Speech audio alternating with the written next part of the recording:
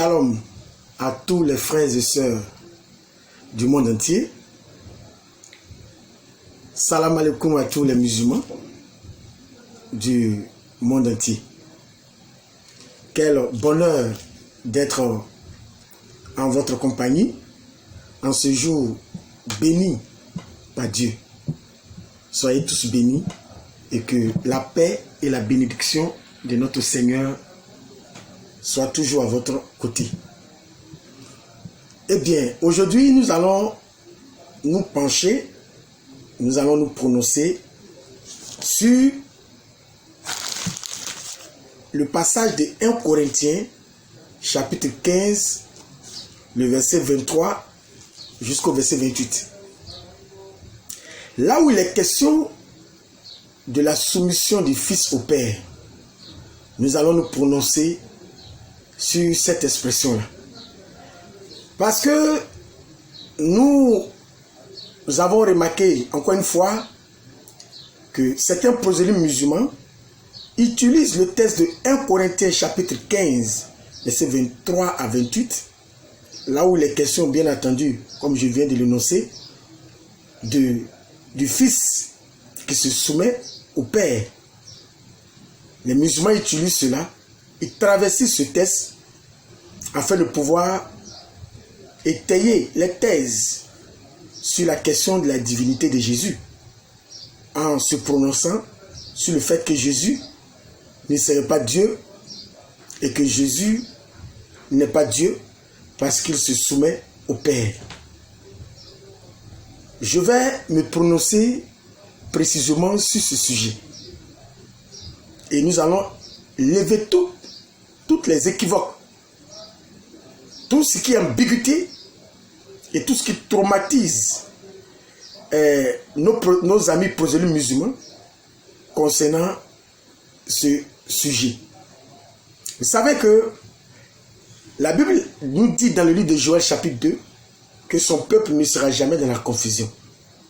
Nous, les chrétiens, nous connaissons l'identité du Père et nous connaissons l'identité du Fils. Et nous savons qu'il n'y a pas de différence entre le Père et le Fils. Il n'y a pas de différence de nature, bien sûr. Il n'y a pas de différence d'identité, bien sûr. Si différence il y a, cette différence se trouve au niveau des fonctions. Mais il n'existe pas de différence de nature entre le Père et le Fils. Parce que nous savons très bien que c'est le même individu qui est le Père et qui en même temps a pris une position de Fils afin de ôter le péché de l'humanité. Il n'y a aucune confusion. Je vais prouver cela dans la Bible, qu'il n'y a pas de différence entre le Père et le Fils. Et je vais prendre le Coran et je vais démontrer aussi la même chose. Parce que je m'adresse, c'est vrai, aux chrétiens, mais je m'adresse surtout aux musulmans. Il faut que les musulmans sachent une chose aujourd'hui et que cela puisse rester dans leur esprit pour toujours, que Jésus-Christ est le véritable Dieu créateur des cieux et de la terre. Confirmé par la Bible et confirmé par le Coran. Que notre Seigneur Jésus vous bénisse. Mais avant tout propos, je voudrais me pencher un peu, me prononcer sur le soi-disant carême ou jeûne que nos amis musulmans sont en train de faire. D'abord, j'aimerais dire aux musulmans que ce qu'ils sont en train de faire là, ce n'est pas un carême.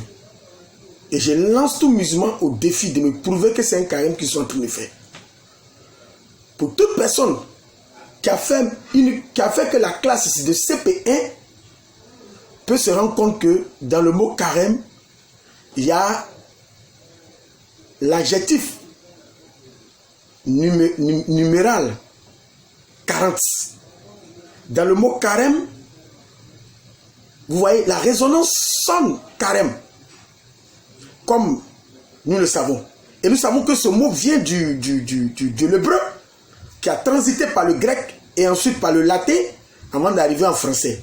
Et l'appellation du mot carême, si je vais m'arrêter tout près, c'est-à-dire en latin, c'est quadragesima dies, qui signifie 40e jour. Donc vous vous rendez compte que dans carême, il y a une notion de 40. Demandez aux musulmans combien de jours ils font?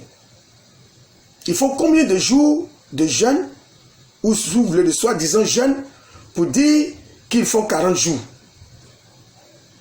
Vous voyez, c'est une usurpation de dire que d'appeler votre jeûne, soi-disant jeûne, carême. C'est une grosse usurpation. Cherchez une autre appellation. Sinon, utilisez le mot carême pour désigner ce que vous faites là. Je suis désolé, mais aucun musulman n'a pu faire 40 jours dans sa vie un jour. Donc, je suis bel et bien désolé. Donc, ce n'est pas un carême que vous faites. Ça, c'est numéro 1. Maintenant, deuxièmement, est-ce que c'est un jeûne que vous faites? Moi, je pense que non. Je vais le prouver tout à l'heure que ce n'est pas un jeûne que vous, les musulmans, faites. Je vais prouver cela tout à l'heure. Mais avant de rentrer dans la Bible pour prouver cela, permettez-moi rapidement de prendre votre propre Coran. D'abord, ce que vous appelez jeûne que vous faites là, le Coran dit que ce n'est pas une obligation.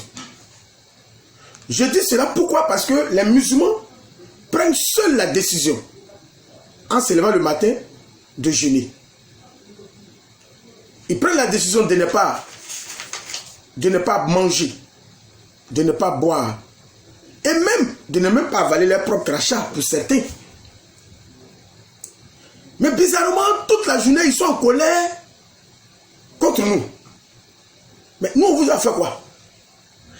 Vous avez pris seul votre décision de ne pas avaler votre crachat, de ne pas manger, de ne pas boire. Mais toute la colère, toute la journée, mais ils sont hystériques. Ils sont dans une colère qui ne dit pas son une colère noire contre ceux qui, eux, sont des chrétiens. Ce n'est pas nous qui avons mis dans cet état. C'est votre soi-disant Allah là qui vous a prescrit cela. Mais nous, on a fait quoi? Bref, je m'arrête là. Je vais aller rapidement. Je vais prouver que ce que vous faites là, ce n'est ni un carême, je viens de démontrer cela, parce que vous n'atteignez pas 40 jours. Et je vais prouver que ce n'est pas un jeûne aussi. Je viens tout à l'heure, je vais vous prouver que ce n'est pas un jeûne. Parce que ce que vous faites là, Jésus dit que ce n'est pas un jeûne. Jésus n'appelle pas cela un jeûne. Mais avant cela, ce que vous appelez jeûne là, je vais vous montrer dans votre propre Coran que votre Coran dit que ce n'est pas obligatoire. Je prends la sourate chapitre 2, le verset 183 jusqu'au verset 187, pour ceux qui veulent lire de façon complète le texte. Parce que c'est dans la sourate 2, après le verset 183, qu'il fait allusion du jeûne, du soi-disant jeûne que vous faites. Je lis. Oh les croyants, on vous a prescrit as-siyam, comme on l'a prescrit à ceux d'avant vous. Ainsi atteindrez-vous la piété. Pendant un nombre déterminé de jours, quiconque d'entre vous est malade ou en voyage devra jeûner un nombre égal d'autres jours. Mais pour ceux qui ne pourraient le supporter qu'avec grande difficulté, il y a une compensation. Nourrir un pauvre, et si quelqu'un en fait plus de son propre gré, c'est pour lui. Mais il est mieux pour vous de jeûner, si vous saviez. Vous voyez, je peux continuer même au verset 85. Ces jours sont le mois de Ramadan, au cours duquel le Coran a été descendu comme guide pour les gens et preuve claire de la bonne direction et du discernement. Donc, quiconque d'entre vous est présent en ce mois, qu'il jeûne. Et quiconque est malade ou en voyage, alors qu'il jeûne un nombre égal d'autres jours. Allah veut pour vous la facilité. Il ne veut pas la difficulté. Il ne veut pas la difficulté pour vous, afin que vous en complétiez le nombre et que vous proclamez la grandeur d'Allah pour vous avoir guidé. Je m'arrête là. Vous pouvez compter la lecture à la sourate 187, pour ceux qui veulent. Mais ici, ce que nous avons besoin, nous l'avons déjà eu. Ici, nous rendons compte que le jeûne n'est pas obligatoire. Le Coran ne fait pas du jeûne une obligation. Le jeûne que vous faites. Parce que pour moi, tout à l'heure, je vais prouver que ce n'est pas un jeûne que vous faites. Mais pour l'instant, je mets entre griffes le mot jeûne. En ce qui concerne ce que vous êtes en train de faire. Donc, le Coran ici ne rend pas ce que vous appelez jeûne obligatoire. Mais le Coran conseille ce que vous appelez jeûne. Il conseille cela.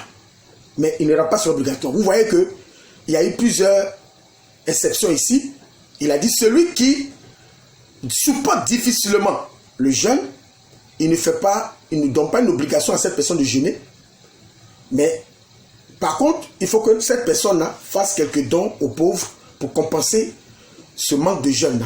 Et pour ceux qui sont malades ou en voyage, ils peuvent peut-être rattraper cela. Vous voyez que le Coran ici ne fait pas du jeûne une obligation, mais le Coran conseille le jeûne.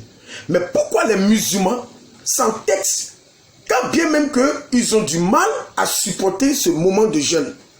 Parce que vous vous rendez compte, toute la journée, nous avons fait l'analyse et nous le voyons toujours sous nos yeux, ce n'est pas quelque chose qui est caché, que les musulmans ont du mal à tenir le rythme du jeûne de 28 jours, de 29 jours qu'ils font. Ils ont du mal à tenir ce rythme. Vous voyez, alors qu'ils se lèvent qu'à 4 heures du matin, d'autres même mangent toute la nuit jusqu'à une certaine heure, pensant que c'est en faisant cela qu'ils échapperont à la fin. Mais dès qu'il est 9 heures, il est 10 heures, l'aspect facial que nous constatons de leur visage vraiment est un visage vraiment de conflit. Vous voyez? Donc nous remarquons que la majorité des musulmans ne supportent pas le jeûne. Mais pourquoi ils s'entêtent à faire ce jeûne alors que le Coran ne fait pas du jeûne une obligation? Parce que nous venons de lire un texte ici. Le Coran n'a pas fait du jeûne une obligation. Il dit celui qui ne supporte pas qu'il fasse quelques dons aux pauvres pour compenser cela. Mais pourquoi vous vous entêtez alors que vous n'avez pas cette capacité physique que les chrétiens ont pour supporter le jeûne? Pourquoi vous vous entêtez à faire ce jeûne? Parce que nous constatons que ce n'est pas un jeûne que vous faites. Ce n'est pas un jeûne. Ce que vous faites là, on peut appeler ça un festin. Parce que ce n'est pas comme ça on fait un jeûne. C'est un festin. Des gens qui se lèvent, qui mangent à 4 heures jusqu'à à 6 heures, voire 5 heures requête. Et dès midi, on ne peut plus regarder leur visage. Et à 18h30, ils rompent automatiquement le jeûne. Mais ça, ce n'est pas un jeûne. Un véritable jeûne, ça fait 24 heures. Quand nous lisons la Bible, un véritable jeûne, ça fait 24 heures. Mais vous faites combien d'heures? Ce n'est pas un jeûne. Ça, c'est numéro 1. Numéro 2, lorsque nous prenons les dits de Jésus, que dit Jésus par rapport à votre jeûne? Nous lisons cela rapidement. Nous lisons le texte à partir du verset 16, c'est-à-dire Matthieu, chapitre 6, verset 16. Lorsque vous jeûnez, écoutez les dits de Jésus, ne prenez pas un air triste, comme les hypocrites qui se rendent le visage tout défait pour montrer aux hommes qu'ils jeûnent. Écoutez bien Jésus, je vous le dis en vérité, ils reçoivent leur récompense. Parce que la récompense d'un hypocrite, on le sait bien, c'est l'enfer.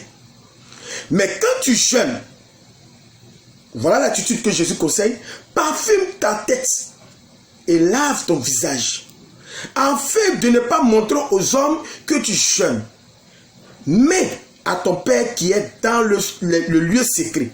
Et ton Père qui voit dans le lieu secret te le rendra.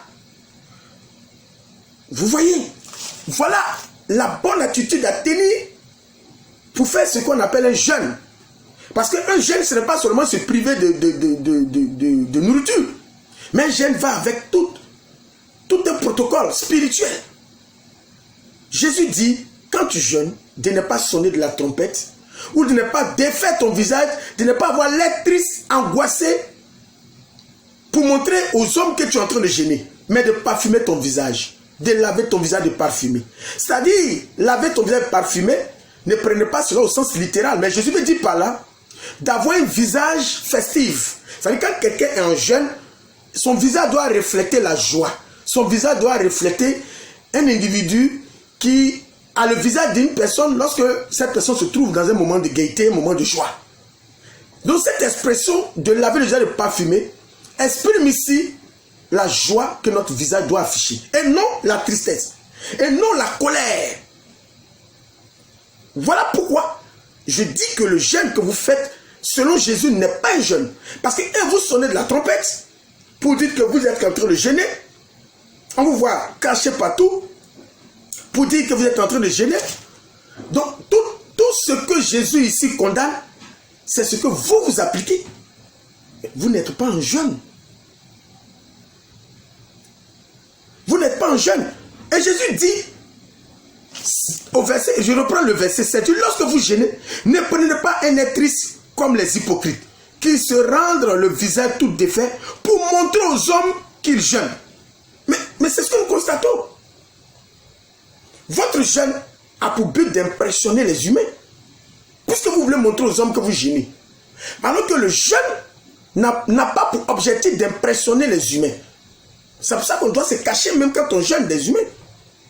Voilà. Mais le jeûne, le véritable jeûne a pour but d'impressionner Dieu. On jeûne pour toucher le cœur de Dieu. On ne jeûne pas pour impressionner les humains. Mais vous, c'est ce que vous faites. C'est pour ça que ce n'est pas un jeûne que vous faites. Ce que vous faites, pour moi, c'est un festin. Parce que voilà la manière dont vous mangez, voilà la manière dont, c'est-à-dire le nombre de kilos de plats que vous consommez durant toute la nuit jusqu'à 6 heures du matin ou 5 heures, et voyant ce que vous faites lors de vos rituels de jeûne, mais dis donc, mais c'est un festin. C'est un véritable festin. C'est pour ça que, si vous remarquez très bien, le musulman dépense plus pendant ces moments de soi-disant jeûne que les autres moments de l'année. Il dépense beaucoup plus. Comment quelqu'un qui jeûne, c'est là que tu dépenses plus. Alors que lorsque vous jeûnez, puisque le jeûne c'est une privation totale de nourriture, d'eau, tout ça, mais c'est là que vous devez faire plus d'économies. Mais nous constatons que c'est là que vous dépensez plus. Vous voyez? Ce n'est pas un jeûne que vous faites. Vous êtes totalement dans un blasphème total de la parole de Dieu. Que Dieu ait pitié de vos âmes, encore une fois. Nous allons, sans plus tarder, revenir.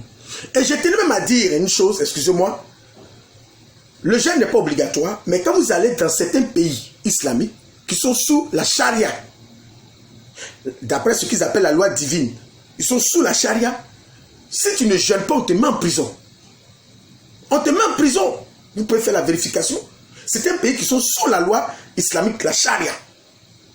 Alors que le Coran, comme je viens de le lire, dans la sourate 2, versets 183 à 187, ne fait pas de jeûne une obligation.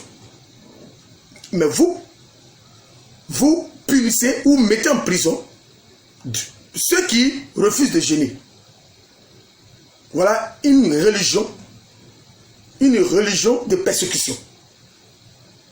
Une religion où on n'est pas libre de dire ce qu'on pense, on n'est pas libre de penser ce qu'on veut. Sous peine d'être sous la charia. Voilà un peu le problème. Donc je m'arrête là pour poursuivre rapidement le sujet du jour. Vous savez que le sujet du jour concerne le texte de 1 Corinthiens chapitre 15. En 10 minutes, je vais essayer d'égrener cela. Voilà. Je prends ma Bible rapidement. Nous sommes dans 1 Corinthiens chapitre 15. Voilà.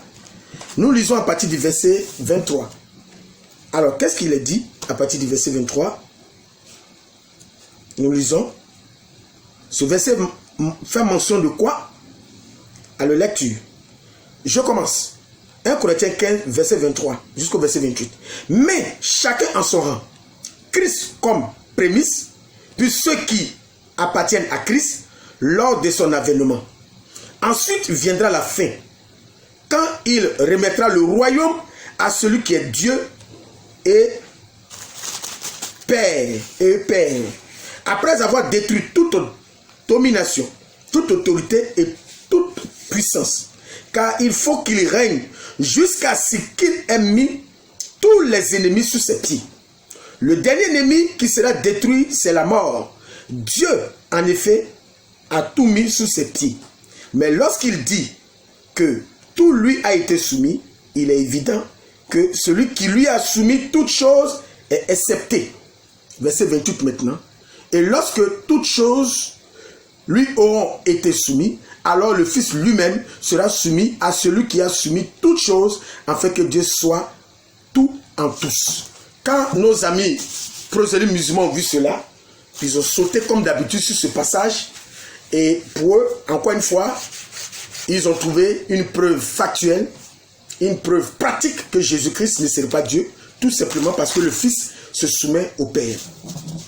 Bien aimé, comme je le disais d'entrée de jeu, que nous les chrétiens, on ne souffre pas de cette schizophrénie.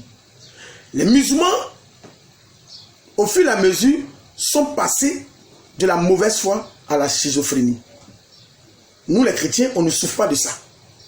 Nous les chrétiens, nous sommes très lucides, parce que nous avons le Saint-Esprit. Non seulement nous avons notre propre intelligence, mais nous ne comptons pas sur cette intelligence, mais nous comptons sur l'intelligence divine, qui est le Saint-Esprit, qui nous permet de comprendre toutes les articulations du texte biblique.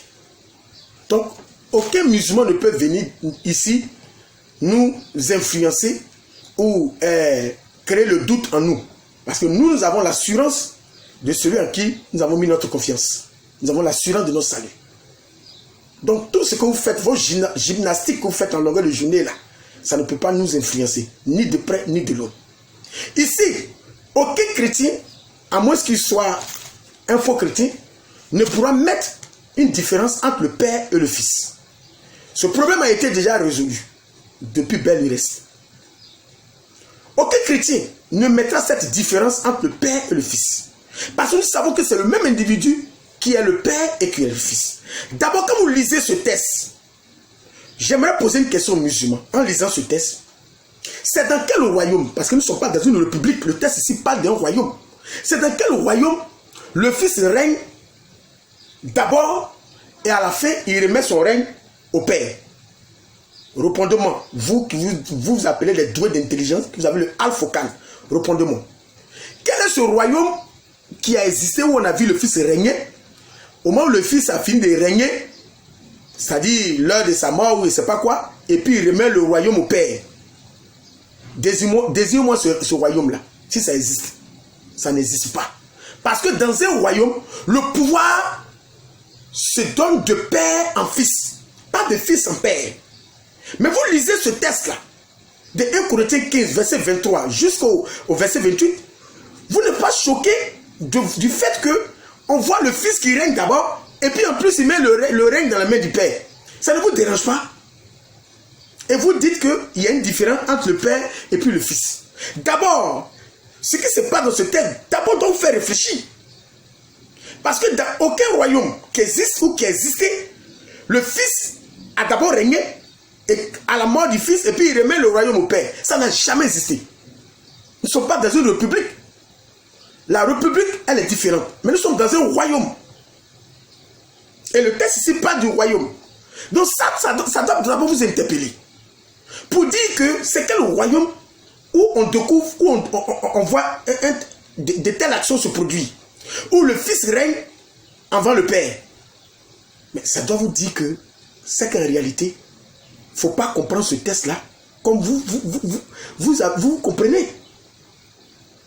Vous êtes dans la confusion, c'est pour ça que vous ne voyez pas la lumière qui est dans ce texte. Vous voyez.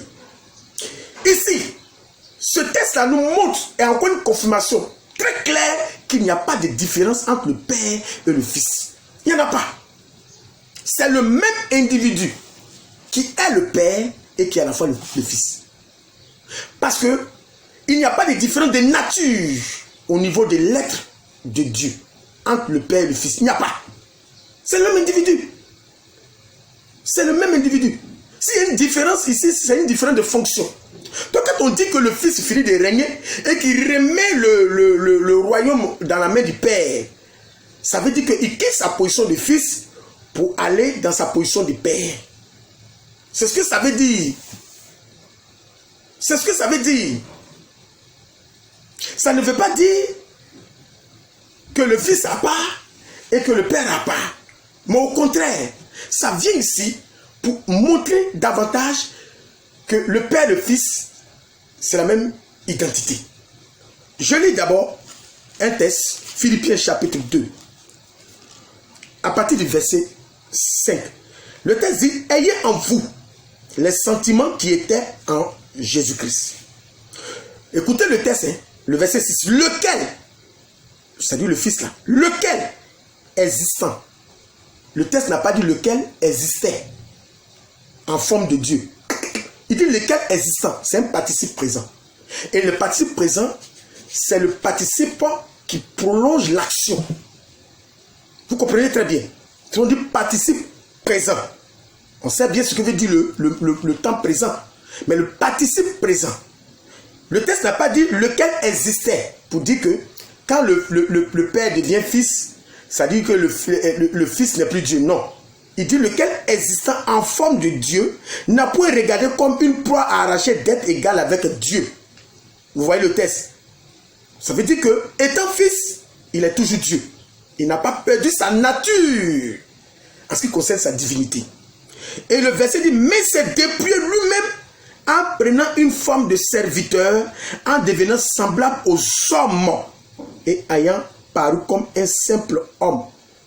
Il s'est humilié lui-même, se rendant obéissant jusqu'à la mort, même jusqu'à la mort de la croix. Vous voyez le texte.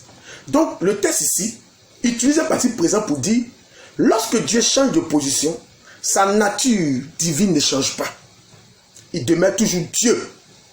Et nous voyons Jésus le dire, je le sais de lui ce texte dans Jean chapitre 3, le verset 13, Jésus dit cela. Lorsqu'on prend Jean, d'abord Jean 14, le verset, je lis à partir du verset, oui, nous sommes dans Jean 14, à partir du verset 8. Philippe lui dit, Seigneur, montre-nous le Père et cela nous suffit. Jésus lui dit, il y a si longtemps que je suis avec vous et tu m'as pas connu Philippe. Ici la question a été posée à Jésus de montrer le Père. Mais Jésus dit le Père, c'est lui. Vous voyez? Donc étant même dans la position de Fils, sa nature divine reste Dieu. Il n'a pas changé. C'est pour ça que Philippiens 2 a mis le temps ici au participe présent. Pour dire, il s'est dépouillé de toute son armure, mais pas de sa nature divine. Sa nature divine est restée telle. Et on voit Jésus dire cela dans Jean 3, 13. Il dit, il montre ici son omniprésence. Dans Jean 3, verset 13, il dit ceci, personne n'est monté au ciel si ce n'est celui qui est descendu du ciel. Le Fils de l'homme qui est dans le ciel. Il ne dit pas le Fils de l'homme qui était. Au moment où Jésus tenait cette déclaration, nous savons qu'il était sur terre en tenant cette déclaration. Mais pendant qu'il dit qu'il est sur terre, il dit aussi qu'il est au ciel. Puisque le temps du verbe ici, le verbe être est mis au présent de l'indicatif. Il dit qui est dans le Fils de l'homme qui est dans le ciel. Alors qu'il était sur terre au moment où il tenait cette déclaration. Donc vous voyez que il n'y a pas de différence entre le Père et le Fils. C'est le même individu. Donc quand on dit que le Fils remet le royaume au Père et qu'il se soumet, ça veut dire qu'il quitte sa position de Fils pour rentrer pleinement dans sa position de Père. C'est ce que ça veut dire. C'est une histoire de position. Ce n'est pas une histoire de deux dieux ou de dieux différents ou de personnes différentes. Non. C'est une histoire du même Dieu dans plusieurs positions. Si les musulmans veulent discuter, je vais montrer que dans le Coran aussi, nous avons vu Allah être dans différentes positions. Je prends la sourate 39. Pour terminer sur cela, je prends la sourate 39. Suivez-moi très bien, chers frères et sœurs. Lorsque nous prenons la sourate 39, je lis à partir du verset 43 jusqu'au verset 44. Écoutez ceci. Les musulmans disent que Dieu ne peut pas prendre plusieurs positions.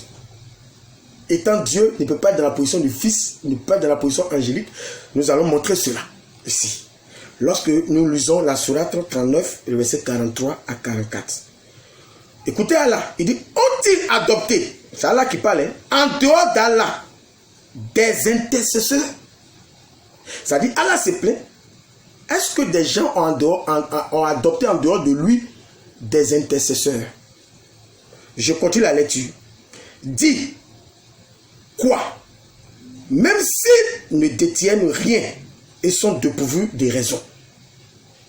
Le verset 44 dit, et l'intercession tout entière appartient à Allah. À lui la royauté des cieux et de la terre. Vous voyez, Allah ici se présente comme l'intercesseur. Il se plaint du fait que les gens aient pris d'autres intercesseurs en dehors de lui. Alors que lui, il est l'intercesseur par essence. Il est l'intercesseur absolu. Mais l'intercesseur là, c'est qui? Chers musulmans. Mais un intercesseur, c'est celui qui se trouve entre Dieu et les hommes. C'est ça l'intercesseur. Mais Allah peut être intercesseur. Ça dit, peut être dans une position de celui qui se trouve entre Dieu et les hommes. Et c'est Jésus qui ne peut pas faire ça. Vous voyez que je viens de vous montrer dans le Coran, ici, que Allah s'est déclaré être l'intercesseur et qui se plaignait même que des gens aient pris d'autres intercesseurs en dehors de lui. Parce qu'il dit toute l'intercession l'appartient à lui, Allah. Or, nous savons par définition qu'un intercesseur, c'est celui qui est entre Dieu et les hommes. Donc voilà Allah ici, qui se trouve dans une position d'intercesseur. Maintenant, vous dites quoi? Et si vous voulez jouer au dur, je vous montre là même où il a intercédé. Je prends un cas pratique. Dans la sourate 33, le verset 56, lisez ceci. Certes, Allah et ses anges prient pour le prophète. Allah et ses anges intercèdent, c'est-à-dire prient pour le prophète. Voilà un cas pratique où nous voyons Allah qui est en pleine prière, qui est en train d'intercéder, prier pour le prophète. Là, il est dans la position d'un intercesseur. Quand nous disons que le Père et le Fils, là, ce sont des positions différentes, vous vous plaignez. Mais vous voyez la même chose dans le Coran. Le Père et le Fils, le Père c'est une position, le Fils c'est une position. Donc quand le Fils finit d'accomplir tout ce qu'il a à faire, quand on dit qu'il remet le royaume au Père, en fait, ne comprenez pas ça dans ce sens, c'est une position, il reprend la position initiale de Père. Voilà la vérité. C'est ce que ça veut dire, remettre là. C'est-à-dire, reprendre la position du Père. Mais ça ne veut pas dire qu'il y a une différence entre le Père et le Fils. Sinon, les musulmans vont me dire ici, est-ce qu'il y a une différence entre celui qui est Allah qui est en train d'intercéder et celui qui est Allah qui est assis sur le trône d'après vous? Parce que vous pensez qu'Allah est vraiment assis sur le trône. Mais nous disons non. Mais pour vous faire comprendre, on est obligé d'utiliser vos propres livres pour que vous compreniez quelque chose. Voilà la vérité. Sur ce, que le Seigneur Jésus vous bénisse. Pour ceux qui ont demandé mon numéro, afin de soutenir cette chaîne financièrement, et voilà l'occasion, mon numéro de WhatsApp, ou mon numéro par lequel vous pouvez envoyer vos dons, afin de soutenir cette chaîne, cette jeune chaîne qui a besoin d'être soutenue pour s'équiper de plus en plus de véritables caméras et de certains éléments matériels que nous avons besoin pour bien faire le travail que nous sommes en train de battre pour la conversion et pour le salut de l'humanité. Je suis au 07 08 04 58 17. Pour ceux qui sont à l'étranger, ajoutez simplement le préfixe 200 plus 225 à ce numéro, c'est-à-dire plus 225 07 08 04 58 17. Que notre Seigneur Jésus vous bénisse. Je suis le révérend docteur Kwasi. Soyez bénis, c'est toujours un plaisir pour moi d'être avec vous. Chers musulmans, le temps est arrivé pour répondre présent à cet appel que le Seigneur te lance, le Seigneur Jésus bien entendu, qu'il est le véritable Dieu. Qu'il est le véritable Dieu. En écoutant cette vidéo, il ne faut pas rester dans la confusion, rester cloîtré sur ta position. Mais le temps est arrivé de te réveiller de ce sommeil dans lequel tu as été plongé depuis ta tendre enfance et de voir la lumière de Jésus qui vient vers toi. Que le Seigneur Jésus-Christ vous bénisse. Soyez bénis encore au nom de Jésus-Christ. Amen.